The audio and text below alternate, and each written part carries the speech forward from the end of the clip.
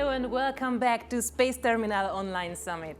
With most of you I met yesterday, but just in case, my name is Andrea Jós. I am a science communicator and teacher, and as you can see, one of your hosts today. So, without any further ado, let's dive in. All about the red planet. Our next speaker is engaged in business development, which allows him to be creative and put his ideas into motion. But privately, he's all about human space travel and especially Mars. So please welcome Igor Bobek. Hello, Igor. Do you see us? Do you hear us? Hi. Perfect. Yes, I can see you and I can hear you, and thank you for the invitation, and hi to everybody who is watching. Okay, let's directly dive in, and the most important question, we always hear it, when? Mars. Well, that mostly depends on the money. Uh-huh. That's the most important thing. The technology can be used today. So we have the technology to be there, we have the technology to start building, we have the technology to start planning, but it's always the problem of money. It's a very expensive thing to do. And if you disregard safety and everything, that's a very expensive thing to do too. Sure, and you mean money to put into the technology, also money to put into the human resource. Which is the biggest challenge, or is there a third challenge? How is the situation right now? Well, there are a lot of challenges, but there's a lot of progress being made as well. You might have heard recently, it's not that recently anymore, that Perseverance, when it landed, has a small device called MOXIE inside. And that is something that NASA is going to test that is going to extract oxygen molecules from carbon dioxide on Mars. And it worked. So the proof of concept is there.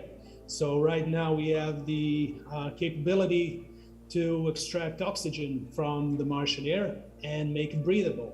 Now that's a small scale right now. For a base or something, it would take a huge amount of oxygen, and that would require really cutting edge technology and an upgrade to current technology. But it is very, it's a huge progress, even though it's small. So we're able to do that. Here on Earth, there are a lot of analog missions. There's a lot of research done on food, on materials, on transportation, on propulsion systems, on life support. There is really huge progress in that regard.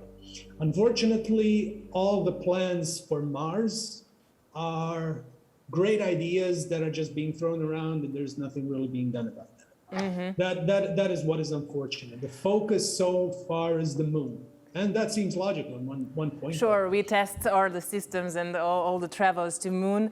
Let's say we have all the money that is required if you put the picture together, and then what then? So what to focus on? How is the situation now? And if we continue the thought, let's say what will be the challenges afterwards, maybe in 20 years? How do you see that? Well, okay, so the first mission to Mars is going to have the entire planet back. Everybody, like the Apollo mission, so Apollo, when it landed on the moon for the first time, everybody was behind that. I think 600 million people watched, live coverage, something like that. It was an insane number. And it will be the same with Mars. So for the first Mars mission, absolutely everybody on Earth, regardless of country you're in, is going to be behind those astronauts, and they're going to have maybe even the biggest support in history for going somewhere in space. So first mission is great. It's going to be very popular. The problem with the Apollo missions, and that might happen also with Mars, is that it reduced the interest. So I'm not personally worried what's going to happen in the first mission. It's going to be very difficult. I'm worried about the 5th, the 6th, the 7th, the 13th. Mm-hmm. And that is something that we have to take into consideration, and maybe not do like the Apollo missions where the interest kind of fell and everything was stopped.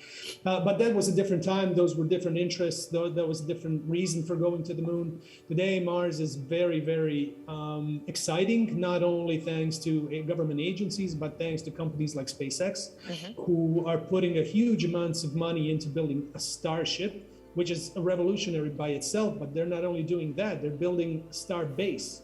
and they're putting out starships, I think, one a month, which is insane if we talk about today. But still, progress is being made, and of course, Starship is like the Saturn V rocket is not only intended for Mars, but for even further. So, yeah, it's very interesting. So, what would be the most difficult thing? Maybe, well, the human factor is always the most difficult one. We have a question about that from the audience, because they ask, what's the bigger issue to be solved, the propulsion technology and the emerging energy prices, or the distance and the period of the time until one gets to Mars, so the human side as well?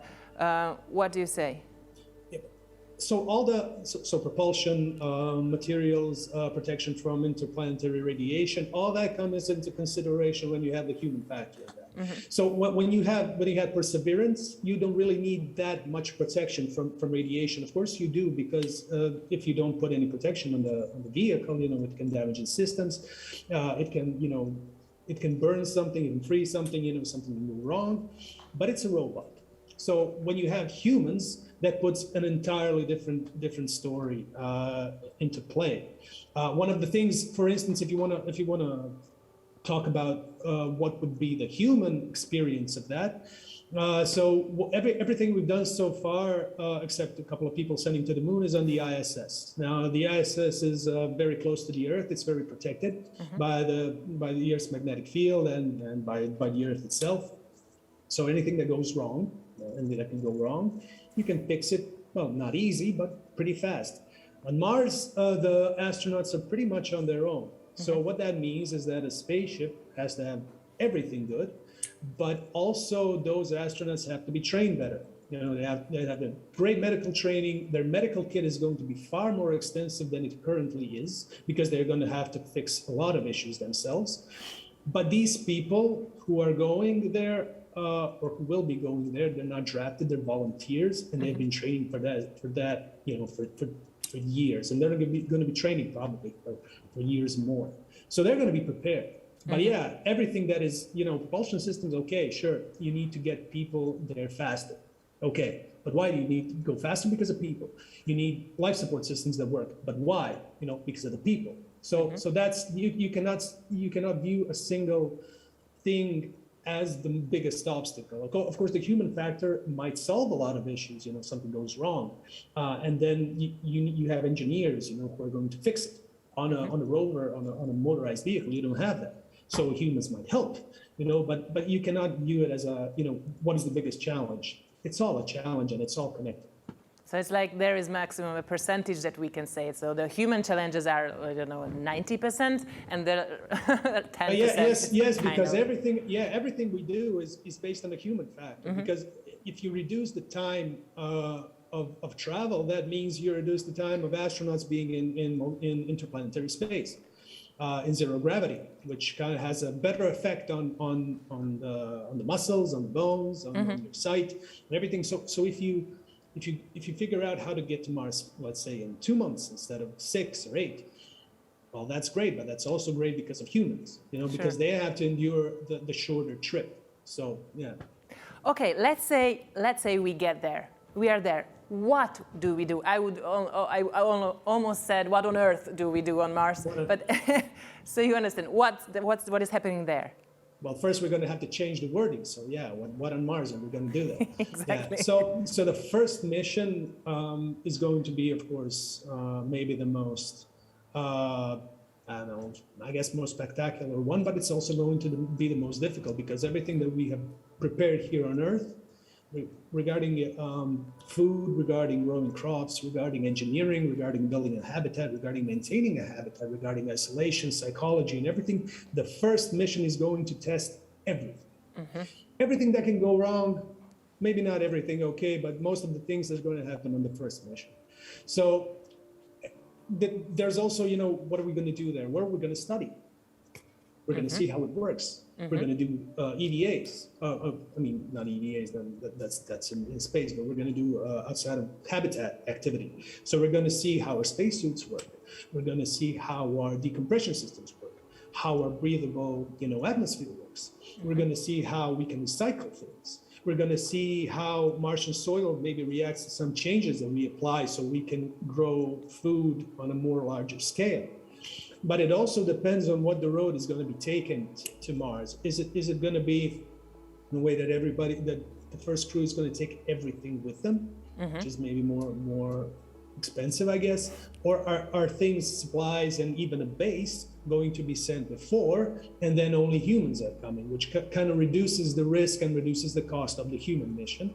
But and is something that we in the Mars Society are also for, because it makes sense. Even Dr. Robert Zubin, who is our president, his plan, Mars Direct, was actually something proposed decades ago that was a fraction of the budget that NASA proposed, because it's not $1 trillion. You can do it in a much cheaper circumstance. Still, it's going to be expensive, and it's still going to be you're not going to have like a return of investment on that right away. But it's something that we have to do, and it's something that I see is going to happen in the next 10 to 15 years max. My colleagues told me to specially ask this question, and also from the audience, it is coming in. So, can we really grow potato like Matt Damon did in Mars? Please. Okay. Or does it worth to do it? In theory, yes, we can. However, potatoes are bad for a couple of reasons. Number one, they're not as nutritious as some other foods, and they serve the purpose in the movie. So in the movie, Matt Damon is growing potatoes to stay alive. And for that kind of a longer period of time, you see him kind of degrading in health and looks. He lost weight and everything. And that's something that would happen when you eat only potatoes. But we at the Mars Society, we have the Mars Desert Research Station. And we really do the work that other agencies also benefit from, because we test everything that is possible to test here on Earth in the most Martian-like environment. Tell us more. Tell us examples. Yeah. Can you tell me examples? Zucchini, for instance, is something that would work, and foods like that. There's been a talk about how you would grow food. Would it be aquaponics or something like that? That's still would it be vertical farming? Would it be something like that? It's tough to say for the first missions. So probably for the first missions, it's going to be something like zucchini or any other kind of rich plant, maybe even hemp.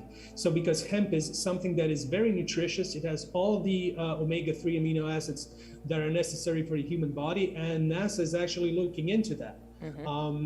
I think that there's going to be some hemp seeds also soon going to be sent to the ISS, maybe even to the moon, but I'm not really sure when and how, just because of studying. Because it seems that hemp is very resilient, and it seems that it's very nutritious. So it would be like, one of the maybe top things that astronauts would use. And it has multiple benefits. Hemp is good for clothing, hemp is good for everything, hemp is good for growing, and hemp is good for enriching the soil. So there's also talking about, how are you going to make the Martian soil more acceptable to your soil? I have a simulated container of Martian soil here at home, but I cannot open it because it's toxic. So, what are you going to do when you really you're not going to bring Earth with you. You're going to have to do the things yourself over there. So it's very important to know how you're going to adapt the land. That's also something that the first missions are going to do. And then you can plant something, and then you can see. And in the further missions, maybe there will be potatoes. What I can tell you're not going to take is meat. So meat, out of the question. You cannot transport meat. That is an insane logistics problem. So it's going to be more vegetables. It's going to be mushrooms. It's going to be plant-based diet for those astronauts. And of course, the packs that we have already on the ISS. And the other magic word, water. How about that? Okay, so water is like on the ISS. They recycle mostly everything. And that is something that is also going to happen in the Mars habitat. First, second, third, doesn't really matter. Future, so there allegedly are some water reserves beneath the Martian surface, and there's also the poles. So there's always an issue with that. Drilling is an issue, that has to be done, and it's not probably going to be done on the first mission and on the first couple of those. So water is something that's probably going to have to deliver to Mars and consumed very, very carefully. In Mars Desert Research Station and other stations around the world, people don't shower every day. They shower every third day, sometimes even longer. Drinking is very, it's expensive, so you need to really drink or take exactly the amount of water that you need. Because in the desert research stations, there's not that much, apparatus for recycling as there is on the ISS. But you cannot waste anything. And it's going to be, let's say you have an astronaut who is, used to washing every day and everything, and then he comes to the environment for 1 week, you don't shower. That's something that also psychologically affects you. So that's something also that is very important. So again, the human part again is involved, of course. Yes. But the human factor is there because technology is not as as maybe as sophisticated yet to hold a stable settlement on Mars, like a city or something. The first missions are always difficult, regardless of what you do. Whether you go to Antarctica, the first mission to Antarctica is probably difficult. I don't know, I wasn't there, but I can imagine that it really was. So it's going to be tough. And in the ISS also, it's not that easy, But on Mars, at least you have some gravity that you can walk, and that's kind of an improvement towards the ISS. You host a YouTube channel called MarsTalk, and also you already talked about the Mars Society. Based on your experience, what makes you optimistic and what makes you see the future bright about Mars and the challenges that are there? We like to say that we go to Mars for the science, for the challenge, and for the future. That is something that the Mars Society always says. We see Mars as, well, actually I can say that also from my perspective, because that is the reason why I volunteer at the Mars Society and why I joined MarsTalk. So Mars is the closest world that we can land on.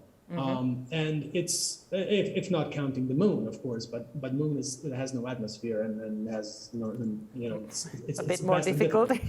It's easier to reach, but Mars is more interesting because as we study it more, we see that once in its history, it was not as barren as it is now. It has reserves of water. It has some oxygen. It has some atmosphere. It's not like the Earth's atmosphere. It's not that thick. It's still some atmosphere. And it's a planet. One which we can visit, which we can explore, and which we can inhabit. Don't forget, everybody always says, what Elon Musk said, we need to make humanity a multi-planet species. Why? Well, we have not had a major event like a comet or anything in a very long time, but it doesn't mean we won't have. We had a pandemic, which could have been far worse, but it's not good. But it still could have been far worse. And it's always good, as they say, not to put your eggs in one basket. It's ensuring humanity's existence in the future. It is also interesting to go to Mars because you can learn so much and then take all that knowledge back to Earth and apply it. Don't forget that, for instance, if you ever went to the doctor and had an MRI, that's thanks to space technology. Your cell phone is thanks to space technology. Solar panels are thanks to space technology. And all these advancements that happen in space and that are brought to Earth benefit humanity. Now imagine what would happen if you go to another planet and have to develop that kind of technology that would be sustainable, let's say, for that. Wouldn't we be really privileged to take that back to Earth and apply that? Maybe that would solve climate change. Maybe not, but it's a good start. Do you have any closing remarks and ideas for the youth, for the entrepreneurs who are watching us and who would like to dive into this topic and who would like to be there when we inhabit Mars? What are your thoughts on that? Okay, so I would like to say a couple of things about that. I'll try to be as brief as possible. It is not reserved only, Mars is not reserved only for huge countries and for huge companies. On the Perseverance rover, there have been many companies working on that. And it's not everybody's going to be sending astronauts, but technology is very important. So developing technology from any part of the world that benefits Mars and that benefits Mars exploration and even settlement is very welcome. Anybody can really participate in that. So if somebody, for the youth, go beyond what you're thinking, go beyond. Don't think only about low Earth orbit. Think beyond, because those kind of ideas can also benefit low Earth orbit. You're going beyond. You're thinking about something else. You're thinking about some new stuff, and then you come up with something revolutionary, and then you apply that, and then you benefited so many things. The second thing is that we need, or actually that's my opinion, but we need something interesting. We need a destination. In Columbus time, the Americas was the new world, and it was always dangerous to go there. So yeah, Mars is dangerous, definitely, and that's always a topic. Why should we go there? Why should we go to Mars? It's dangerous. We shouldn't go there. But if we thought that way, we wouldn't get anywhere.